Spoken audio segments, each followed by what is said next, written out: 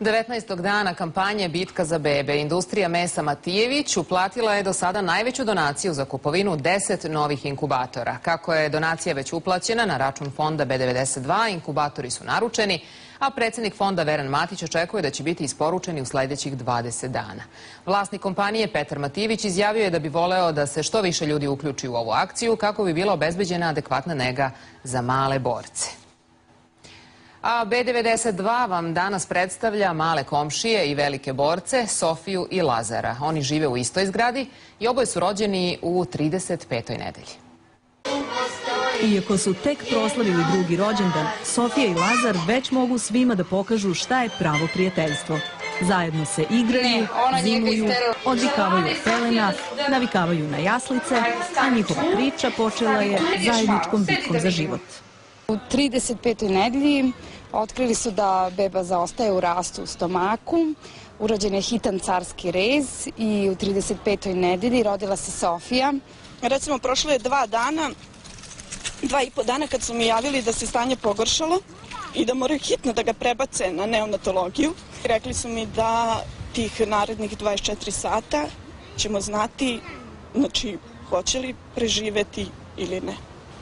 Sofija je slabo napredovala, dok je Lazaru otkriven pneumotoraks na desnom plućnom krilu. Slađana i Marijana, inače dobre prijateljice i prve komšinice, nisu ni slutile da će im drugi porođaj doneti toliko sličnosti i neizvesnosti. Ne mogu to da opišem. Znate, kad drugim porodiljama donesu decu na podoj, ja sam onda trčala, ne znam, da se tuširam. Prvo sam razmišljala gde sam pogrešila, šta sam uradila, šta sam mogla da uradim, tražila sam krivicu u sebi. A onda sam rekla, nećeš, nego ćeš da budeš jaka jer se on sad sigurno bori. Onda sam ja lepo ustala iz kreveta i bila sam i ja borac. I onda sam svojim cimerkama pomagala u sobi. Prvi susret sa inkubatorom i sa tim sićušnim stvorenjem koji se bori za život je za mene bio jedan strašan doživljaj i svakog dana sam odlazila kod nje i pričala joj priče. Ja mislim da na nju je to mnogo uticalo, kao da je slušala, kao da je primala te moje reči, znači preko te dve rupe.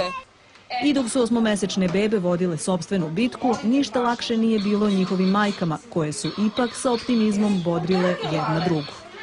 Kad odete tamo i kad vidite da nečija beba izlazi sa neonatologije, to je kao opšte veselje, kao da je vaša beba izašla. Mi tamo bukvalno živimo jedni za druge, znate, jer kad izađe nečija beba, vi onda kažete, ok, sutra će i moja. Tako smo beba i ja. Znači, ja kažem, ne znam, danas me je pogledao kroz jedno oko, ona kaže, znaš da je ona zevala. Pa to je nama bilo kao da su radili ne znam nije šta. Sofija je u inkubatoru provela 30, a Lazar 10 dana. Od dolaska kući male komšije postale su nerazdvojne, a ovo iskustvo još je više zbližilo dve porodice koje danas često dele obaveze oko dece. Dok, na primjer, jedni idu po decu u vrtić, u drugom stanu se priprema ručak.